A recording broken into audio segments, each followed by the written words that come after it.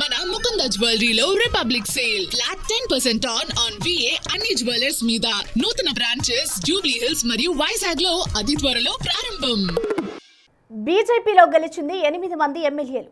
అందులో గోషమహల్ ఎమ్మెల్యే రాజా సింగ్ రాజీనామా, ఇక మిగిలింది 7 ఎమ్మెల్యేలు, 3 ఎమ్మెల్సీలు. వారి వైఖరి వ్యూహాత్మకమో లేక పార్టీలో అంతర్గతంగా నెలకొన్న పరిస్థితుల కారణంగా అయోమయమో తెలీదు. కానీ ప్రజల సమస్యలపై గట్టిగా పోరాడాల్సిన ఆ పార్టీ ప్రజాప్రతినిధులు మౌనం పాటిస్తున్నారు. అధికార ప్రతిపక్షాలపై హాట్ అప్రోచ్ తీసుకోకుండా సాఫ్ట్ అప్రోచ్లు నడుస్తున్నారు. అది దేనికి సంకేతం? వారు ఎవరితో అయినా కుమ్మక్కు రాజకీయాలు నడిపిస్తున్నారా?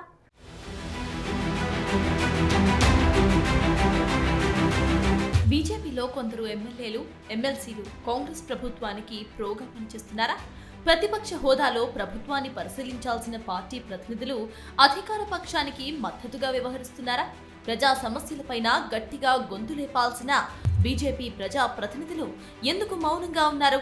అసెంబ్లీ అయినా, కౌన్సిల్ అయినా, నియోజకవర్గమైనా, ఇందిరా పార్క్, ధర్నా చౌక్ అయినా కాంగ్రెస్ ప్రభుత్వంపై కమలం నేతల్లో దూకుడు కనిపించకపోవడంపై ఆంతర్యం ఏంటి? అసలు ఇది వ్యూహమా, లేక బలహీనత, లేక ఇన్సైడ్ గా ఏదైనా ఒప్పందమా అన్న అనుమానాలు రోజు రోజుకి పెరిగిపోతున్నాయి.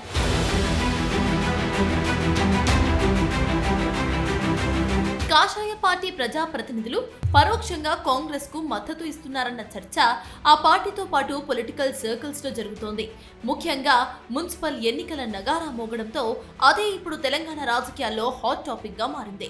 ప్రభుత్వాన్ని ఇబ్బంది పెట్టే స్థాయిలో బీజేపీ నేతల పాత్ర కనిపించకపోవడంపై క్యాడర్లో అసహనం వ్యక్తమవుతుందట.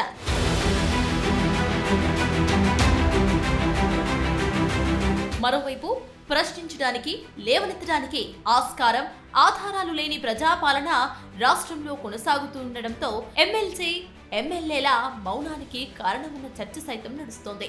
ప్రతిపక్ష పాత్ర పోషించడం కంటే అధికార పక్షానికి అనుకూలంగా ఉంటే మళ్లీ తమను గెలిపిస్తుందన్న ధీమాలో బీజేపీ ప్రజా ప్రతినిధులు ఉన్నట్టుగా ఆ పార్టీ వర్గాల్లోనే చర్చ జరుగుతోందట.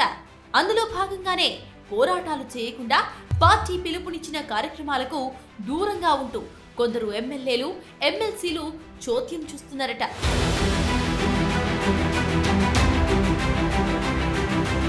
ఈ వ్యవహారంపై జాతీయ నాయకత్వం కూడా అలర్ట్ అయ్యిందట. ఈ క్రమంలో రాష్ట్ర వైఖరిపై ఢిల్లీ పెద్దలు రాష్ట్ర నాయకత్వం నుంచి రిపోర్ట్ కోరారు అంటున్నారు.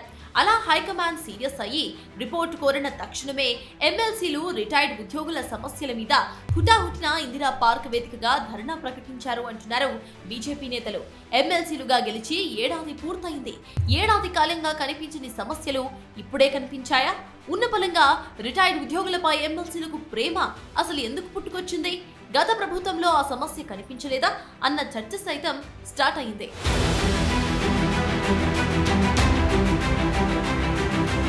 ఎమ్మెల్సీ పదవి అన్నది బీజేపీ నేతలు కేవలం షో పుటప్ హోదాగా భావిస్తున్నారని, ఓట్లేసి గెలిపించిన ఉపాధ్యాయులు, పట్టభద్రులకు చేసిందేమీ లేదన్న టాక్లు అటు ఉద్యోగుల్లోనూ ఇటు పట్టభద్రుల్లోనూ నడుస్తూ తీవ్ర విమర్శలు మూటగొట్టుకుంటోంది. అంతేకాకుండా తాజాగా ఇందిరా పార్క్ వేదికగా 3 ఎమ్మెల్సీల నేతృత్వంలో నిర్వహించిన రిటైర్డ్ ఉద్యోగుల మహాధర్నాకు పట్టుమని 100 మంది కూడా రాకపోవడం గెలిచిన ఎమ్మెల్సీలకు కాషాయ పార్టీకి చెంపపెట్టు లాంటిదన్న అభిప్రాయం సైతం వ్యక్తమవుతోంది.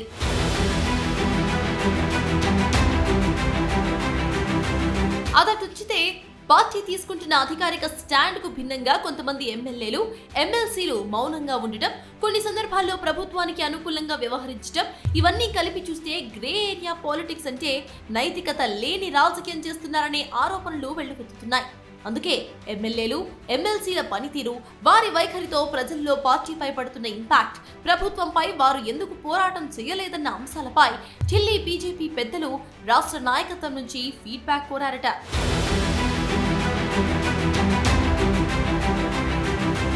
మొత్తానికి బీజేపీలో గెలిచిన ప్రజాప్రతినిధులు కాంగ్రెస్ కు ప్రోగా పనిచేస్తున్నారన్న వార్తలు జోరుగా వస్తున్న నేపథ్యంలో తెలంగాణలో బీజేపీ ప్రతిపక్ష పాత్ర పోషించడంలో ఫెయిల్ అయిందా?